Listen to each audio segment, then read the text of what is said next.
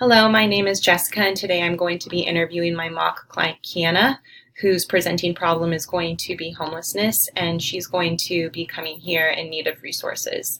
The skills I'm going to be demonstrating are empathy, focused listening, summarizing, paraphrasing, and I'm going to be using the collaborative model with her. Hi, my name is Jessica. Kiana. Kiana, it's nice to meet you. It's nice to meet you too. So what brings you in today? So I've been staying in my apartment for a couple months and I haven't been paying rent. Mm-hmm. I received a eviction notice and I have to be out in 3 days. Okay. The landlord says that I owe him $4,500, Mm-hmm. and I'm just really stressed right now. And I'm experiencing so much anxiety. It was so hard to get here. Yeah. No one in my family will help me. They say that it's my fault. My dad says that it's my fault, but he wasn't even in my life growing up. So how can he say it's my fault? Yeah. I don't have anyone, and I'm doing the best that I can right now. But I have to be out in 3 days, and I had a roommate, but he bailed and left me with everything. Oh gosh. And I don't know what to do, and I want to know what my housing options are. Yeah.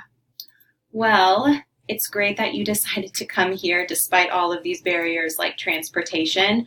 It sounds like you've had a lot on your plate in the last few months with your roommate leaving you and you being responsible for rent on your own. That's a lot of responsibility. But you got here and you made it and you've asked for support, and that's the first step of moving through this challenging time. So it's great that you were able to do that. So I hope that you feel good at least that you were able to make it here today. Thank you. We're definitely a place where we can help with shelter options. I don't do shelters. I Okay. can't do shelters. I don't really trust people. Okay. I don't want to sleep around people I don't know. It just brings back really bad memories. It just reminds me of group homes. Okay. All right. Well, thank you for letting me know that up front. Part of what I'm going to do is bring up a lot of options to you, and you're obviously the expert on your life and what works for you and what doesn't. So always let me know what sounds good to you, what you're into or not into. I'm sort of going to be like your thought partner in this, and we're going to be sort of brainstorming ideas together. But thank you for speaking up and letting me know. We also do housing options. There's a lot of different housing programs throughout King County, and one of the things I can do is a housing assessment for you if you're interested in that, and then you and I can sort of brainstorm different types of housing programs, and you can let me know what works for you and what sounds good for you, and maybe some things that you would not be comfortable with. Does that sound okay? That sounds really good. Okay, awesome. So before we kind of go into all that, is it all right if I ask you some basic questions to sort of better understand your situation and where you're coming from? Yeah. Okay, cool. You mentioned that your family isn't being very supportive of you right now. Is that correct? Yeah, there's no support from anyone. They let me sleep on, they said that I could sleep on their couch. Mm-hmm. But I wouldn't be able to stay there, and I would have to leave in the morning. Okay. And they're not going to help me find housing, and there's just it's not really real support. Okay. Is there any adults in your life that are supportive, any older siblings or friends that are just a bit older who you can rely on during this time? No, I don't really have anyone. Okay. All I have is people who aren't helping me at all. Yeah. Well, I'm glad that you came here because we are people that will help you, and I'm sorry that your family isn't being there for you right now. You did mention being in group homes. So were you ever in foster care? Yeah. I mean, I was in foster care, I think. I don't really know. I was a ward of the state my entire life until I was 18. But I don't know if, that counts. If I was in foster care. It can be a confusing system. There are a lot of resources for people that were in foster care, so maybe that's something that you and I can work together on and figuring out, and then maybe accessing those resources. Is that something you would be interested in too? Yeah, I mean, I guess I don't really know like what those resources would be. Like, I think, yeah. So there's a lot of housing resources available for people that were in foster home previously. There's housing vouchers available. There's organizations that help former foster youth get their driver's license, that pay for education, things like that. Yeah, I think that would be really good. Okay, wonderful. We can definitely look into that. So it sounds like your upbringing was sort of turbulent. Was it steady enough for you to finish high school? No. Okay. High school was dumb. It just wasn't interesting, and there was no point in going because if I got in trouble in whatever group home, they just send me to a different one, and I got tired of transferring schools, going to a new school, and having to talk to people. I have really bad anxiety, so just having to do all those things again and again, it just wasn't worth it. There's no point. Yeah, that's understandable. What was the highest grade that you did finish? I think I finished 10th grade. Okay.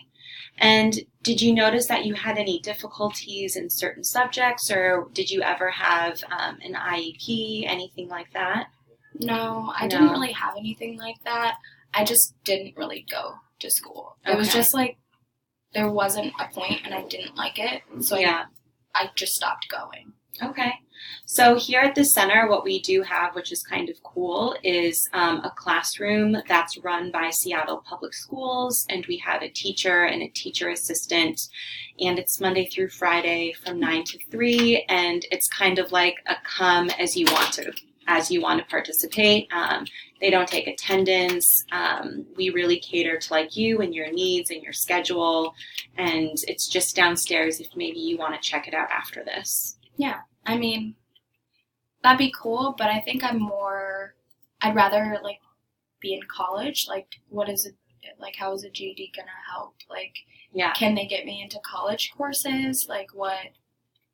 What are my options? I love that you're thinking about college. It's a great question. One of the organizations that we partner with is Seattle Education Access, and what they do is they help our GED students, once they get their diploma, get into college, and they also help you with financial aid. So they help you fill out all the paperwork. They walk you through that process because it's a lot of paperwork and it's super confusing. And they kind of work with you to get you into any kind of career or college that you're interested in. But before being accepted into college, either a community college and even some trade schools, they do require that students get their GED first. Okay. I mean, that might be something I'm interested in. Okay, very cool. I'm happy to just go downstairs and introduce you to the teacher next. Oh, cool. Awesome. So let's see here. Outside of education, do you have any employment goals, and where are you in that right now? I mean, I've had a couple jobs, but because of my anxiety and my depression, I just it's just really hard for me. But I know that if I if I didn't have to worry about all these other things, I'd probably be able to hold down a job. Yeah. I just need housing. That's understandable. What were some of the jobs in the past you had that you were successful at, do you think?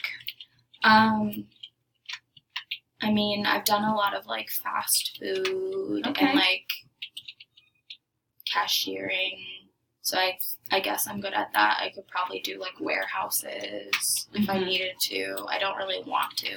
Yeah. I don't really like having to talk to people. Yeah. Employment can be hard. We do also offer a couple employment training programs if maybe you would be interested in getting some support. They're paid programs, which is nice. I know a lot of training programs are we'll teach you how to do this, but you have to come and you don't get paid and you have bills. So our programs do pay $15 an hour, and they're about 20 to 25 hours a week. And we have a barista training program, and they also help with resumes and whatnot. And after you graduate, you get 6 months of employment case management. Does that sound like something you would be interested in? Yeah, I mean, I guess I could like hold down like 2 jobs at one time just to like help me pay for like rent and stuff. Yeah. Yeah, and you said it was like 20 hours a week? It's about 20 hours a week. Sort of like a nice introduction to employment. That's good. And then like how long is the program, I guess? Our employment programs are about 2 months, and then after those 2 months, the case managers help you land an actual job. Oh, okay. Yeah. Cool. So somebody's going to be there to like help me. Yes, someone will be there to support you. Yeah. I love how open-minded you are about everything, about the employment, about the education. It's great that you're kind of open to like meeting our case managers and finding out about more resources. The past few months have been super, super stressful. There was just a lot on your plate. It wasn't your fault with everything that happened to you, and you've taken the first step in coming out here. And I, again, just want you to know that, like, you've done the hardest part, and from here on out, we're going to work together to get your life back on track, on whatever track you want that to be. Okay? Thank you. How are you feeling right now? I'm feeling better. It's good to know that there's somebody who's going to be able to, like, help me, just because, like, I feel really stuck and, like, no one's willing to help me. Yeah. Especially my family. Okay. Well, it was really nice to meet you, and I look forward to working together more. It was nice meeting you, too.